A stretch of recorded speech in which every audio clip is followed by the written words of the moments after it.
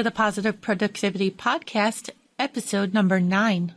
Welcome to Positive Productivity Podcast, where we empower our audience to achieve and appreciate personal and professional success, especially in the face of adversity. Listen in as our guests reveal their stories of challenges and hurdles and how they overcame defeat and became triumphant in their endeavors. Let's get motivated and move forward with your host, Kim Sutton.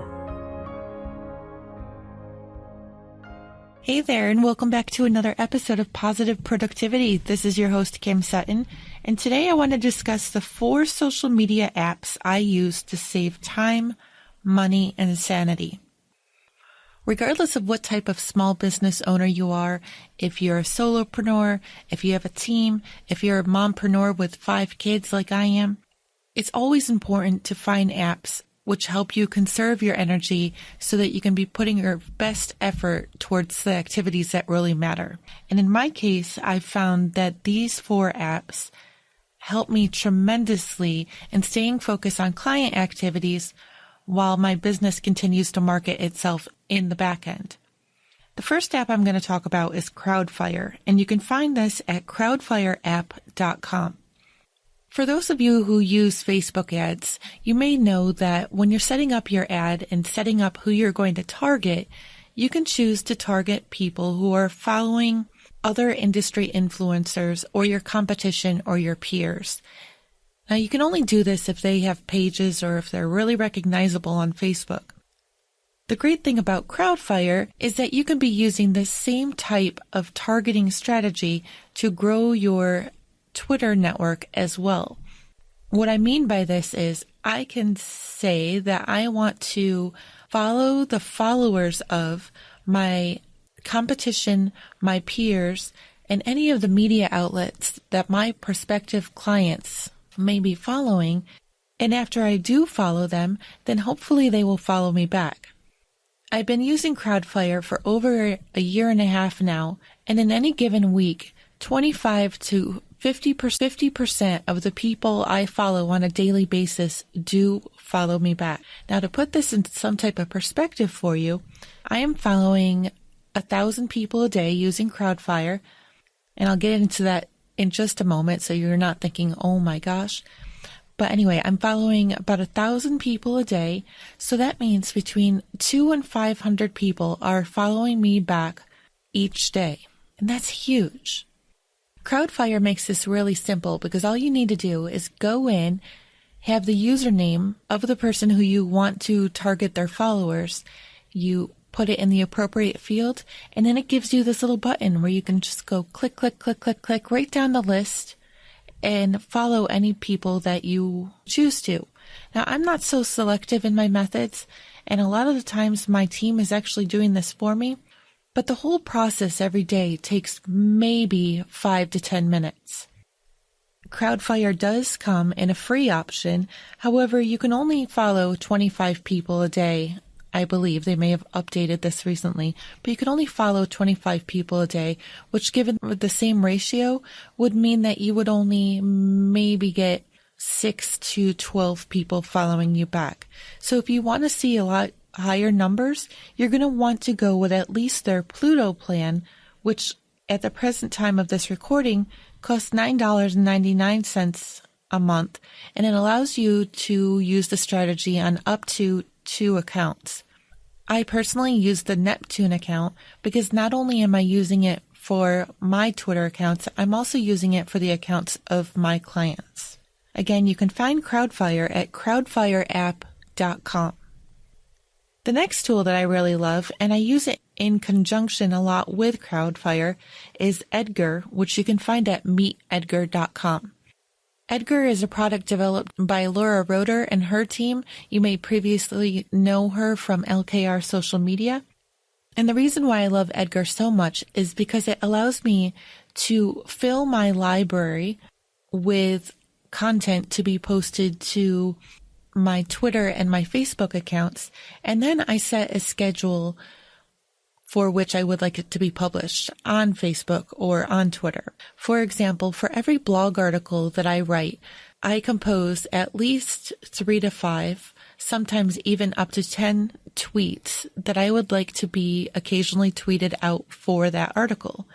I then load them into my content library on Edgar, and I have a category set up just for blog posts. I have a schedule set up within Edgar, which designates the times that I would like those blog post tweets sent out at on a daily basis, and Edgar does just that. When a time comes up that it is supposed to tweet out one of my blog article tweets, it pulls the top tweet from the content library, tweets it, and then it puts that tweet back at the bottom of the queue. Now, if I publish a new blog article in the meantime, those new tweets will be put at the top of the queue, but Edgar does have a shuffle function which allows any new tweets to be shuffled in with all the rest of the content that's already there. And all this can work the same way with Facebook for both pages and groups. I do want to mention, however, that this is only for groups that you personally own.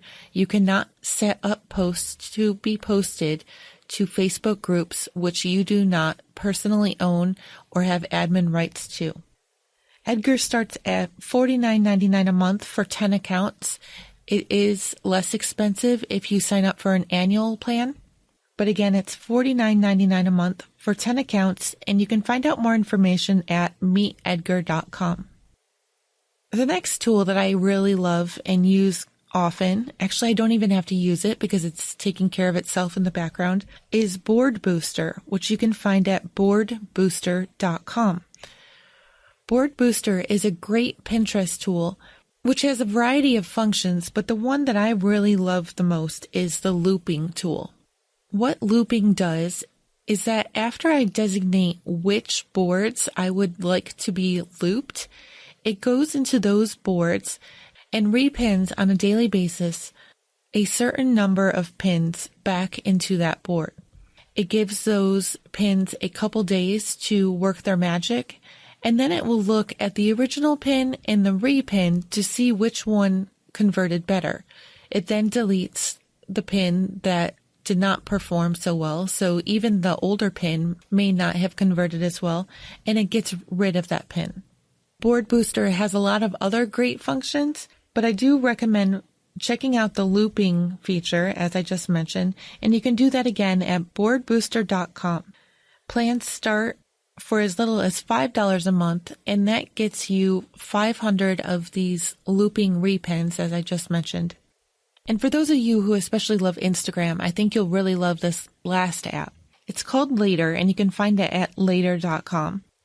And what it allows you to do is schedule your Instagram posts directly from your Mac or your PC. So rather than having to design your image, upload it to Dropbox, download it to your smartphone, and then push it through Instagram, all you have to do is design it, schedule it into Later, and then Later will push through a notification on your phone. So yes, you still do need to push the post through your smartphone, but the great thing is that you can even put the caption for your image into Later, and it will automatically copy that caption, and you can paste it as part of the posting process in your phone. That is one of my biggest headaches when I'm trying to post an Instagram post from my phone.